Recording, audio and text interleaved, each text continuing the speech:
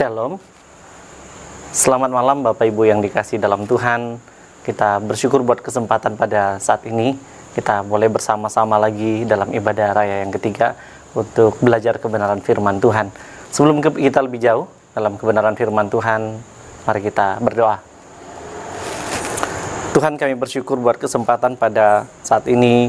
Kami boleh melihat akan anugerah dan campur tangan Tuhan yang luar biasa dalam hidup kami, sehingga kami boleh terus menikmati akan anugerah Tuhan. Dan pada kesempatan ini Tuhan, kami ingin bersama-sama untuk belajar kebenaran firman Tuhan. Sebelum kami lebih jauh, Tuhan kuduskan kami, layakkan kami di hadapan Tuhan, agar kebenaran firman-Mu yang kami baca, yang kami renungkan bersama, menjadi bagian di dalam hidup kami, tidak berlalu begitu saja. Kami dapat menghidupi kebenaran firman-Mu itu di dalam kehidupan kami, ya Tuhan. Berkati hamba yang menjadi alat-Mu, Tuhan pakai menjadi alat Tuhan, sehingga kebenaran firman Tuhan yang keluar dari mulut hamba merupakan isi hati Tuhan terhadap kami semua. Dan setiap jemaat Tuhan yang mempersiapkan diri untuk mendengar firman Tuhan, Tuhan jamah mereka, Tuhan lawat mereka, agar kebenaran firman-Mu ini benar-benar juga menjadi rema dalam kehidupan kami. Terima kasih Bapak, ini doa kami serahkan waktu ini ke dalam tangan-Mu. Di dalam nama Tuhan Yesus kami berdoa, haleluya, amin. Kita bersyukur buat kesempatan kita boleh bersama-sama lagi dalam persekutuan ibadah kita, ibadah raya yang ketiga pada malam ini.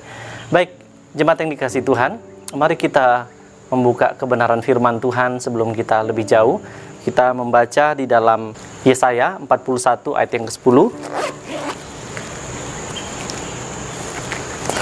Yesaya 41 ayat yang ke-10. Kita baca firman Tuhan ini. Demikian firman Tuhan. Janganlah takut, sebab aku menyertai engkau. Janganlah bimbang, sebab aku ini Allahmu. Aku akan meneguhkan, bahkan akan menolong engkau.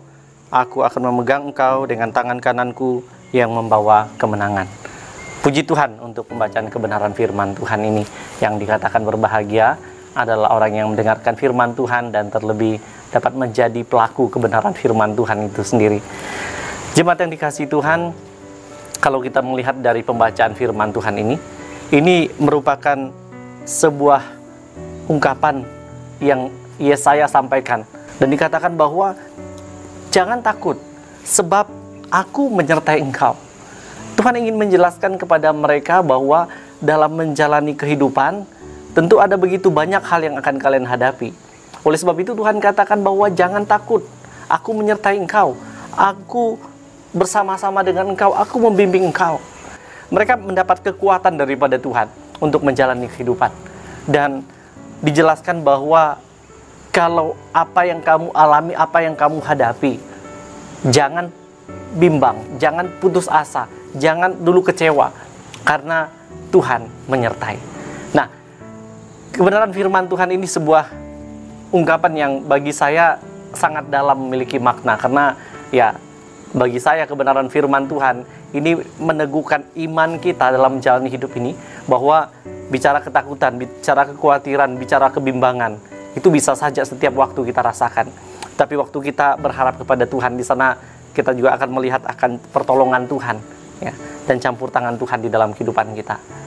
Saya melihat bahwa dalam pengalaman kita bersama dalam menjalani kehidupan kita, maksud saya, ya, kalau kita melihat realita hidup kita sampai hari ini, ya, Tuhan berikan kita kekuatan, kesehatan, dan telah banyak pengalaman-pengalaman yang kita lewati.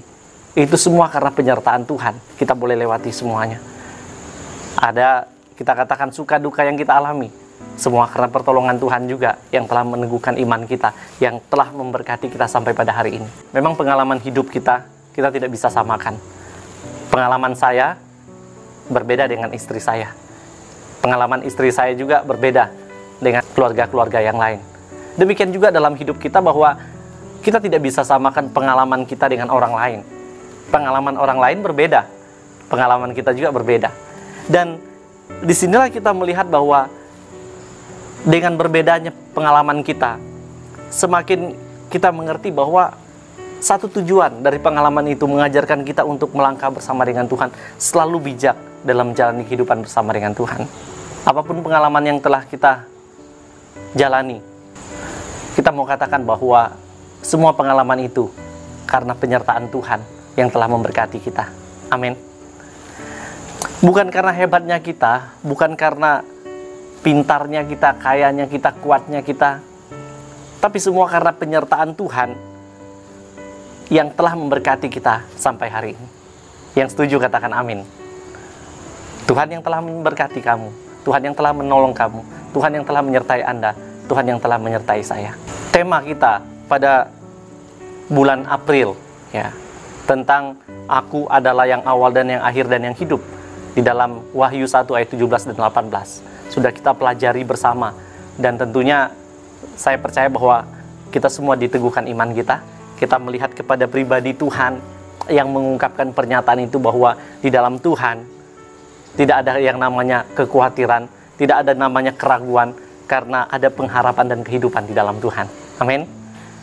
Ya, hanya ada di dalam Tuhan Yesus pengharapan dan kehidupan. Apalagi dalam kebenaran firman Tuhan, Rasul Yohanes menjelaskan bahwa waktu dia bertemu dengan Tuhan Yesus, di sana dia tersungkur, lalu Tuhan menjamah dia dan katakan jangan takut. Saya melihat bahwa memang ada begitu banyak pengalaman-pengalaman yang akan kita hadapi dalam jalan hidup ini, ya. Tetapi Tuhan selalu ingin katakan bahwa jangan takut. Seperti yang saya juga pernah katakan minggu lalu, bahwa ada 365 kali kata jangan takut dicatat di firman Tuhan, dalam firman Tuhan. Berarti kalau kita melihat satu tahun, ada 365 hari, ya, dalam satu tahun. Berarti Tuhan mau katakan setiap hari dia datang kepada Anda dan saya dan katakan jangan takut, jangan takut. Kenapa Tuhan harus katakan itu? Ya, karena ada Tuhan bersama dengan kita. Jangan pernah kita takut jalani hidup, karena Tuhan menolong kita, karena Tuhan pasti memberikan kekuatan baru bagi kita dalam menjalani kehidupan. Saya merenungkan bahwa memang di sini kita melihat akan pertolongan Tuhan dan kuasa Tuhan yang ingin Dia nyatakan dalam kehidupan kita. Bagaimana kita tidak perlu khawatir bersama dengan Tuhan, jangan takut, jangan putus asa, karena ada Tuhan bersama dengan kita. Dan di bulan Mei ini, saya membawa kita renungkan kebenaran firman Tuhan tentang kuasa penyertaan Tuhan yang ajaib. Mari kita membuka kebenaran firman Tuhan di dalam Kisah Rasul pasal 1 ayat 8. Mungkin sudah ada yang bisa, ya, yang sudah hafal ayat ini. Kisah para Rasul pasal yang pertama ayat yang ke-8. Mari kita baca firman Tuhan ini bersama-sama. 2, 3.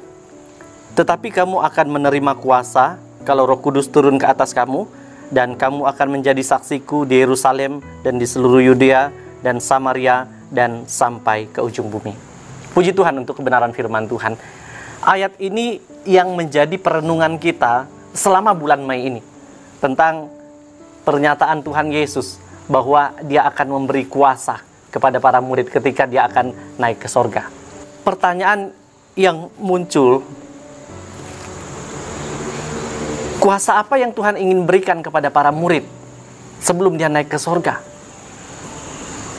Dengan kalimat ini, tetapi kamu akan menerima kuasa kalau Roh Kudus turun atas kamu. Yang saya mau bawa kita renungkan bersama, bahwa kuasa apa yang Tuhan Yesus ingin berikan kepada para murid.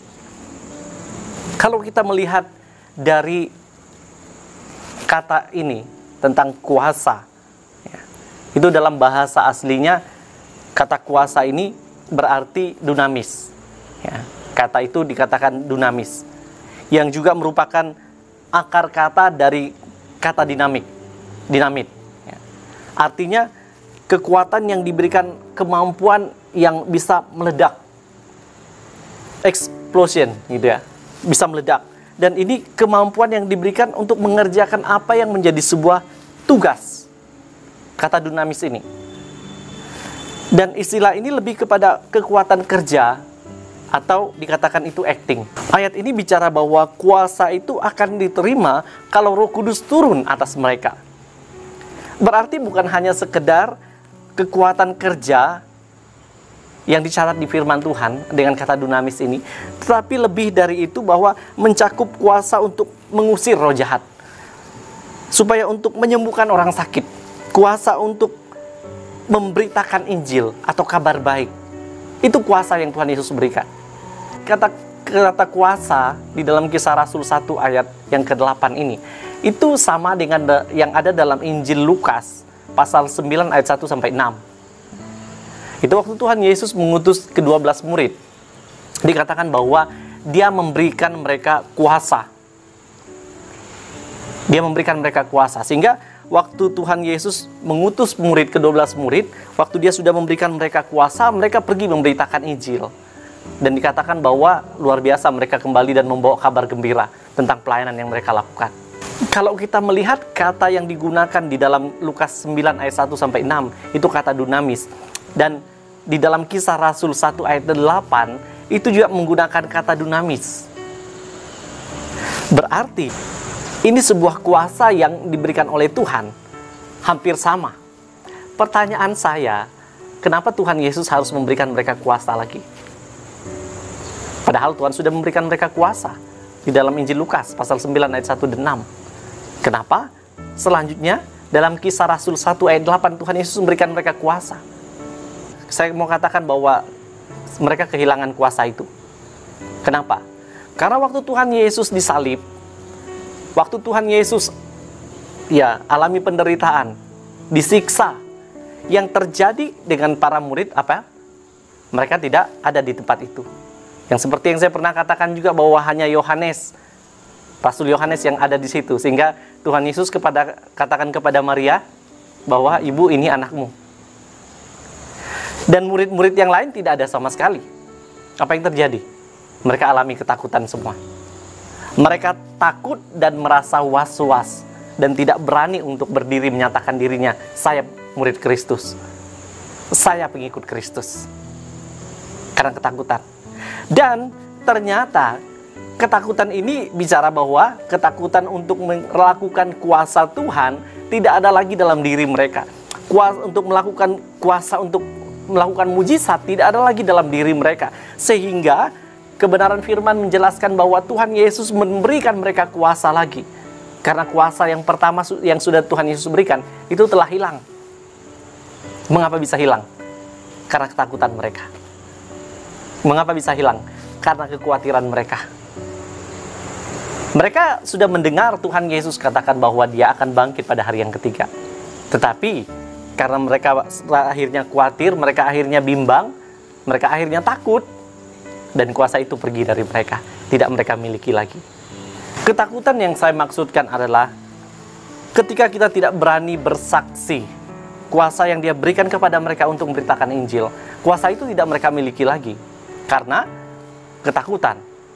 Nah, bicara masalah ketakutan, semua orang pasti alami yang namanya ketakutan. Bisa saja ketakutan kita berbeda-beda juga, ya. Tetapi dari kebenaran firman Tuhan yang kita baru baca bahwa Tuhan Yesus memberikan kuasa dalam Kisah Rasul 1 ayat 8 ini. Tuhan Yesus memberikan kuasa kepada mereka, dunamis. Tetapi kamu akan menerima kuasa, kamu akan menerima dunamis kalau Roh Kudus turun atas kamu. Sehingga kalau kita melihat bahwa kuasa yang Tuhan berikan kepada mereka, para murid pada waktu itu, sangat luar biasa. Karena waktu mereka menunggu, mereka menerima kuasa Tuhan, akhirnya mereka melayani dengan berani, dengan kekuatan yang daripada Tuhan. Berarti bicara tentang kuasa itu hilang karena ketakutan, ya, seperti yang saya katakan. Ketakutan yang menghilangkan kuasa yang mereka sudah miliki. Melihat kebenaran firman Tuhan ini, memang ada yang mengatakan bahwa ada yang mengukur kalau Tuhan menyertai hidup kita, itu ada kuasa. Sehingga kenapa saya ingin bawa kita belajar tentang kuasa penyertaan Tuhan yang ajaib dalam hidup. Sehingga Tuhan katakan bahwa kamu akan menerima kuasa kalau Roh Kudus turun ke atas kamu, dan kamu akan menjadi saksiku. Tuhan ingin memberikan mereka keberanian kembali bahwa mereka tidak perlu takut dalam menjalani kehidupan. Mereka tidak perlu ragu lagi dengan apa yang mereka alami. Kuasa penyertaan Tuhan yang ajaib itu mereka alami, itu mereka nikmati ketika yang pertama dicatat dalam kebenaran firman Tuhan ini. Waktu mereka tetap tenang di tengah tantangan, tetap tenang di tengah tantangan yang mereka alami. Murid-murid dikatakan bahwa mereka alami yang namanya guncangan berat pada waktu Tuhan Yesus disalib. Kemudian setelah Tuhan Yesus bersama dengan mereka 40 hari, lalu dikatakan bahwa Tuhan Yesus naik ke sorga. Pasti yang terjadi, kalau saya di posisi murid, saya juga akan merasa bahwa Tuhan, kami bagaimana nantinya? pasti mereka alami ketakutan dan sebagainya. Kabar hoak bisa saja menyebar bahwa murid-murid telah mencuri jenazah Tuhan Yesus, mencuri mayat Tuhan Yesus, sehingga itu membuat murid-murid merasa was-was. Tuhan ingin agar mereka dapat menjadi kesaksian hidup yang benar-benar dapat mempraktekkan kehidupan yang sesungguhnya di dalam Tuhan.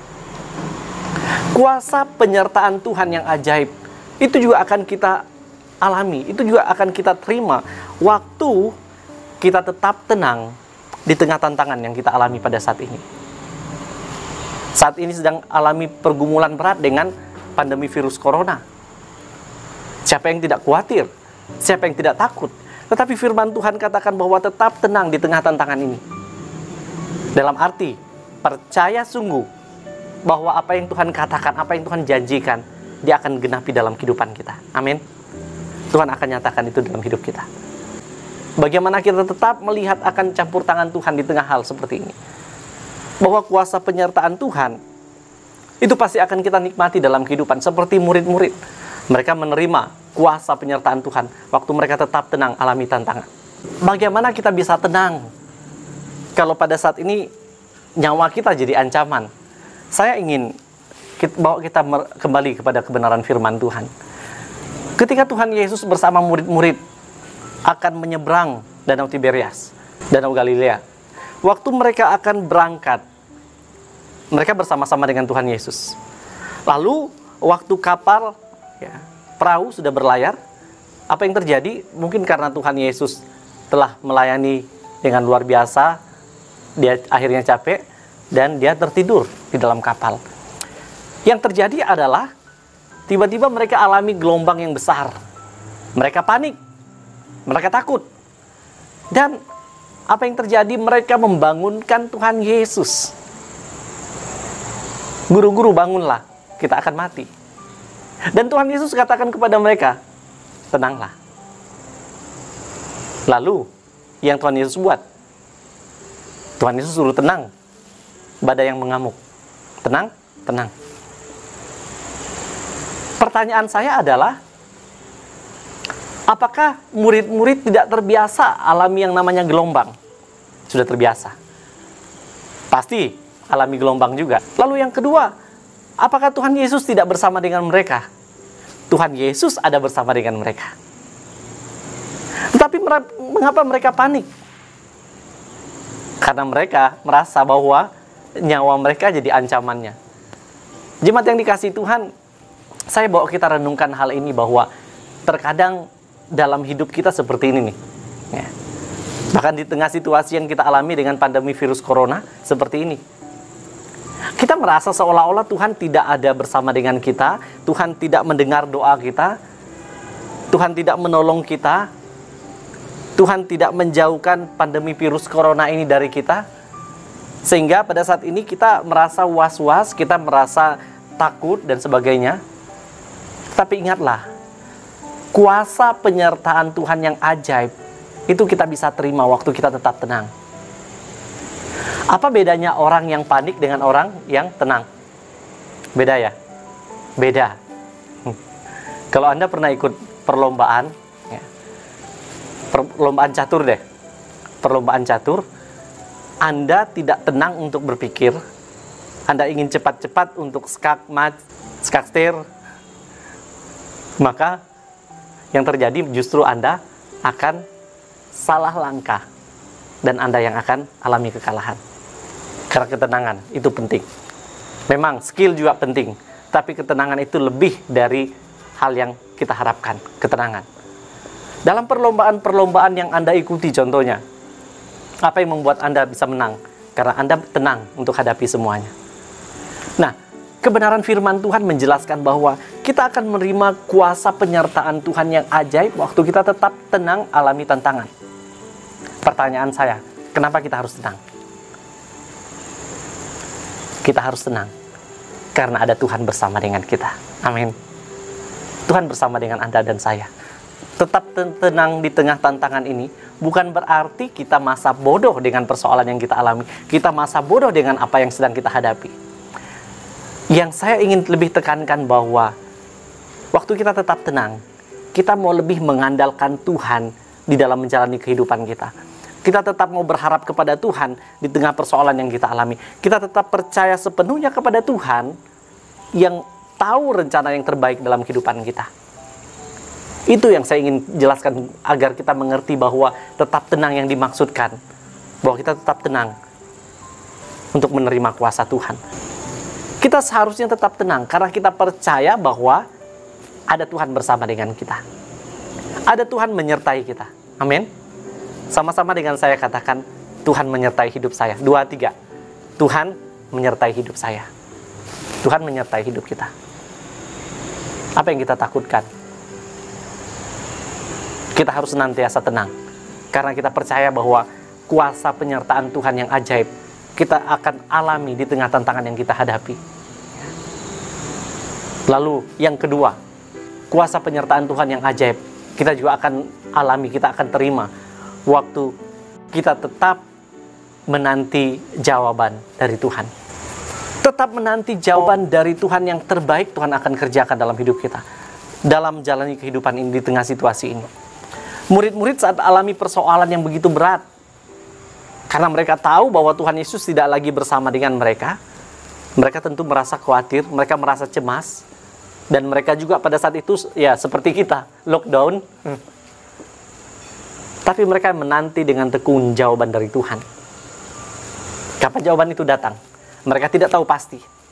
Tapi yang jelas, waktu mereka tetap menanti jawaban dari Tuhan, Tuhan memberikan jawaban yang pasti bagi mereka. Dan waktu mereka menerima jawaban dari Tuhan, jawaban yang pasti Tuhan berikan, itu meneguhkan iman mereka. Itu menjadikan mereka saksi yang luar biasa Tuhan pakai dalam kehidupan. Saudara, saya mau jelaskan hal ini bahwa menanti jawaban dari Tuhan, siapa yang tidak menanti jawaban dari Tuhan di tengah tantangan yang kita alami, di tengah pergumulan kita. Mungkin saat ini sedang kita alami persoalan di tengah keluarga kita, dengan istri, dengan anak, dengan suami, dengan orang tua. Mungkin kita alami persoalan, masalah yang terjadi, atau masalah di dalam pekerjaan kita.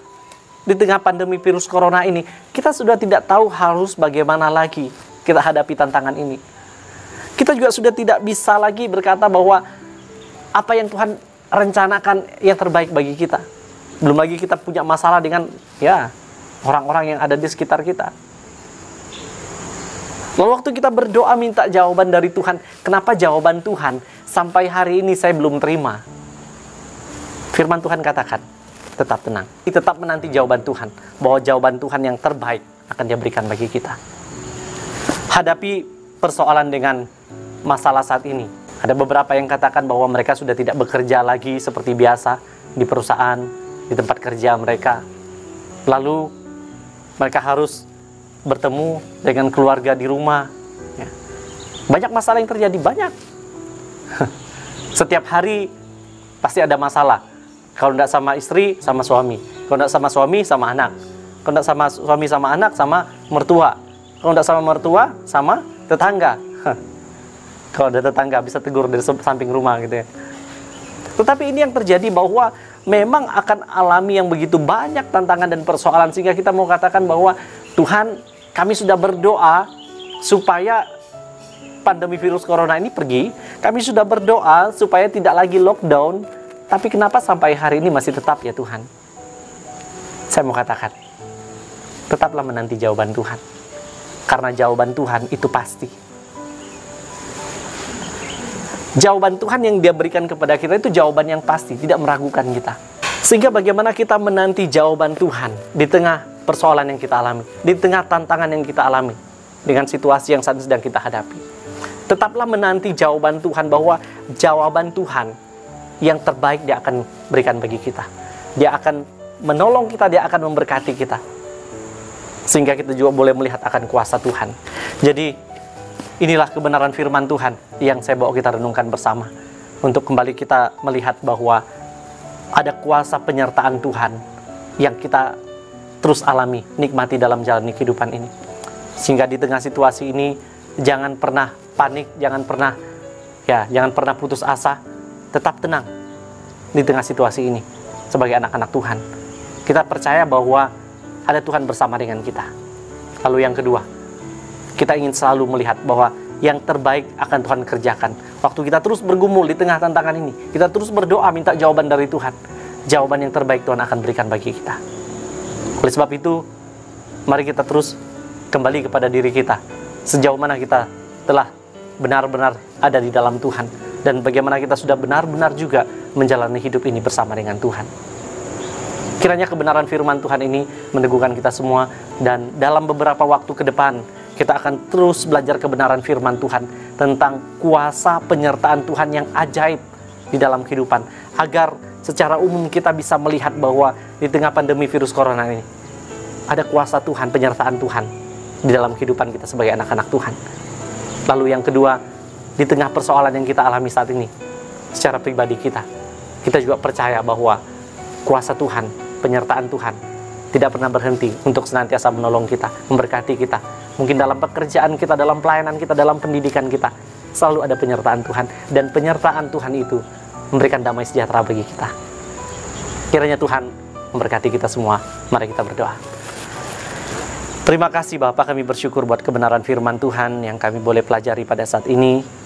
Mengingatkan kami kembali bahwa ada kuasa penyertaan Tuhan yang ajaib di dalam kehidupan ini. Dan kami rindu agar kuasa itu juga Tuhan nyatakan dalam kehidupan kami di tengah situasi pandemi virus corona yang kami alami. Beri kami kekuatan Bapa, beri kami kemampuan agar kebenaran firman-Mu menjadi rema di dalam hidup kami. Tidak hanya kami pahami, namun kami dapat menjadi pelaku kebenaran firman Tuhan ini. Kami juga mau berdoa Bapa, biarlah Tuhan akan senantiasa menolong kami, agar kami sebagai anak-anak Tuhan, di tengah situasi yang kami alami pada saat ini, kami tetap tenang. Di tengah situasi ini, kami tetap menanti jawaban daripada Tuhan. Dan berikan kami iman yang sungguh-sungguh lagi Tuhan, agar kami dapat melangkah seturut dengan kehendak Tuhan dalam kehidupan ini. Hamba sudah berhenti menjelaskan firman Tuhan, tapi kami percaya bahwa dengan kuasa Roh Kudus-Mu akan menjelaskan kebenaran firman Tuhan ini lebih detail kepada setiap pribadi kami. Meteraikan kebenaran firman-Mu ini dalam setiap hati kami Bapa. Terima kasih Tuhan Yesus, ini doa kami, ucapan syukur kami. Dalam nama Yesus kami berdoa. Amin. Baik jemaat Tuhan, demikian kebenaran firman Tuhan, dan tetap semangat jalani minggu ini. Percayalah, ada Tuhan yang menyertai kita, ada Tuhan yang akan senantiasa bersama dengan kita dalam menjalani kehidupan ini. Tuhan Yesus memberkati. Amin.